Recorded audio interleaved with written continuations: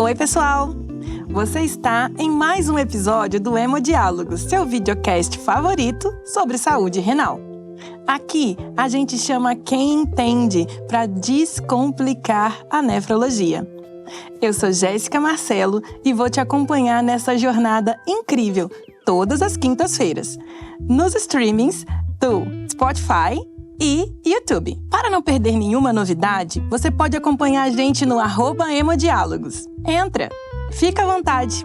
Para você que conhece a diálise, o salão e esse dia a dia, você já está cansado de saber que existe cãibra e hipotensão.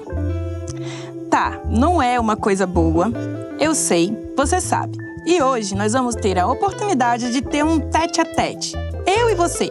Vamos falar sobre cãibras e hipotensão no dia a dia da hemodiálise. Está começando mais um Hemodiálogos. Pode parar de procurar, porque você já encontrou o que você precisava. Então tá, hoje nós vamos falar o que são cãibras e hipotensão.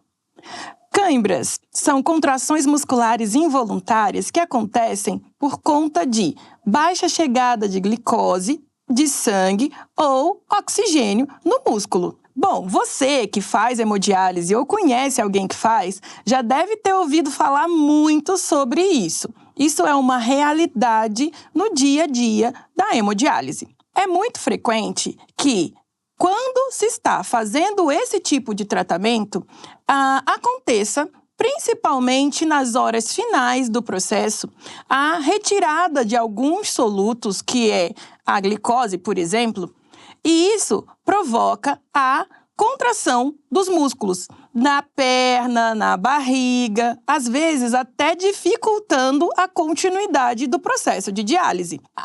E a tal da hipotensão? Hipotensão é uma palavra comprida para explicar pressão baixa. E por que a pressão abaixa?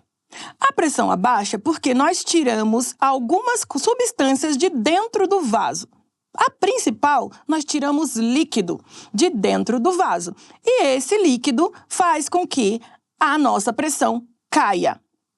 A pressão, quando cai, pode levar a vários sintomas. O principal sintoma e o mais importante e que assusta tanto o próprio paciente quanto a equipe é a queda da consciência. Ou seja, o paciente que tem pressão baixa pode ficar com a mente meio torporosa ou pode, inclusive, ter um desmaio relacionado à queda da pressão. E, afinal de contas, por que todas essas complicações acontecem? Como na hemodiálise a gente retira líquido de dentro do vaso, exige um tempo do nosso organismo para que ele se adapte e redistribua o líquido de volta para o vaso. Esse líquido que sai e ainda não foi redistribuído pode levar a uma queda de pressão e a não chegada de determinados compostos, algumas substâncias, por exemplo, oxigênio, a determinados tecidos. Então, se não chega oxigênio nem glicose, em cada tecido vai ter um sintoma diferente. Se não chega oxigênio e glicose no músculo, ele faz essa contração, que gera dor e que faz essa contratura. Às vezes o membro vira todinho. Assustador, né? E quando não chega oxigênio e glicose no cérebro, pode acontecer um desmaio ou uma queda de consciência. E afinal de contas, como é que elas se manifestam? Bom, você aí de casa sabe muito bem como é que é ter uma cãibra.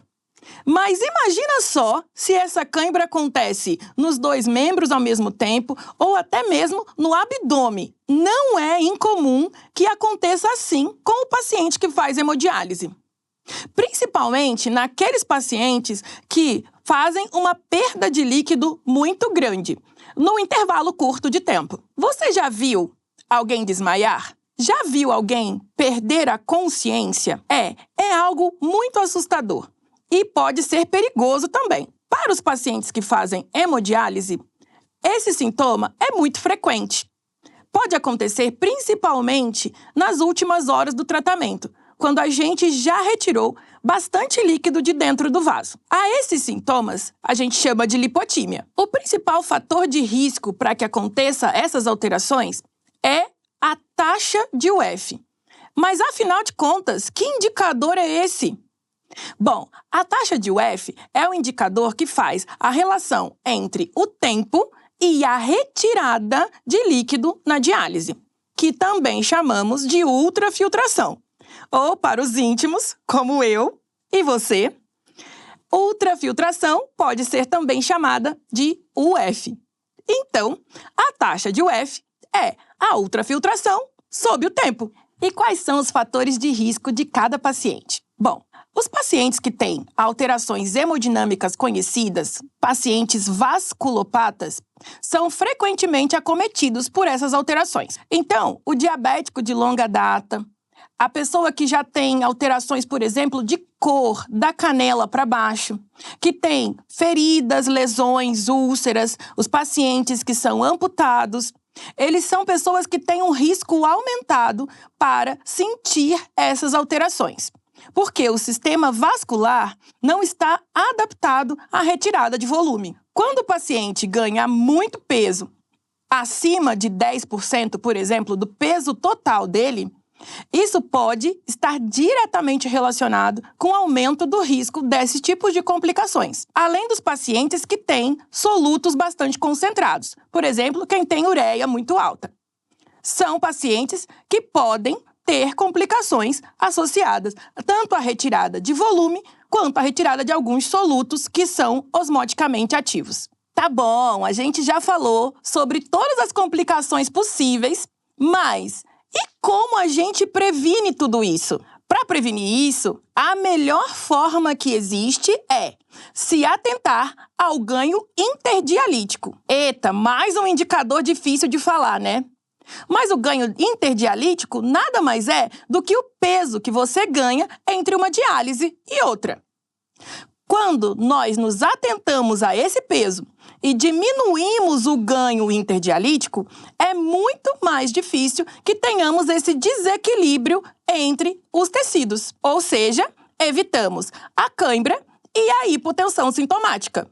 E o que fazer durante a sessão caso apareçam os sintomas? O mais importante é, aos primeiros sintomas, por exemplo, turvação visual, início de contratura, dor no membro ou aquela famosa virada do membro que a gente diz que o músculo está embolando, avise imediatamente a sua equipe de saúde, a sua equipe que te assiste, sua enfermeira, seu técnico, médico ou qualquer outro profissional que passar por perto.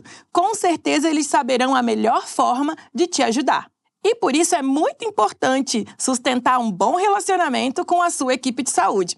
Até porque eles vão te dar muitas orientações de como prevenir essas complicações e também como tratá-las quando elas acontecerem. Porque, afinal, elas podem acontecer em qualquer ambiente. É claro, muito mais comum no salão, mas pode acontecer, por exemplo, na sua casa ou no dia a dia com os seus familiares e cuidadores. E se isso acontecer, é importante ter informação. É sempre bom estar antenado. Então, sobre cãibras e hipotensão, o dia a dia da diálise, é muito importante saber algumas coisas.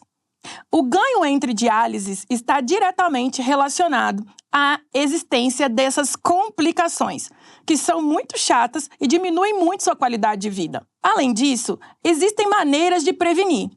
Ou seja, ganhar menos peso entre uma diálise e outra, diminuir o consumo de sódio nas suas refeições, ter um bom controle de fósforo, por exemplo, e estar de olho na sua doença mineral e óssea, e também garantir um bom controle glicêmico. Outra coisa que é muito importante salientar é evitar refeições copiosas, ou seja, refeições pesadas antes de dialisar.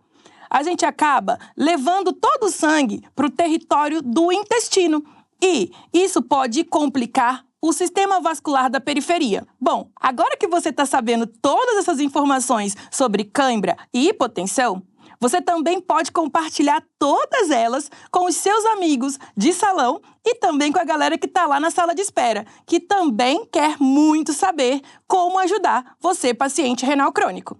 Eu conto com vocês para disseminar esse tipo de informação, que é muito boa, facilita a sua vida e leva a informação de qualidade para todo mundo. É claro que não é só sobre cãibra e hipotensão que a gente tem para falar. Com certeza, tem muito mais dúvida que acontece aí no seu dia a dia, no seu tratamento. E, para que você não perca a oportunidade de ter um nefrologista como eu aqui, falando sobre isso com você, você pode colocar aqui nos comentários ou então pode seguir-nos nas redes, @hemodiálogos, tá? A gente tá esperando o seu direct.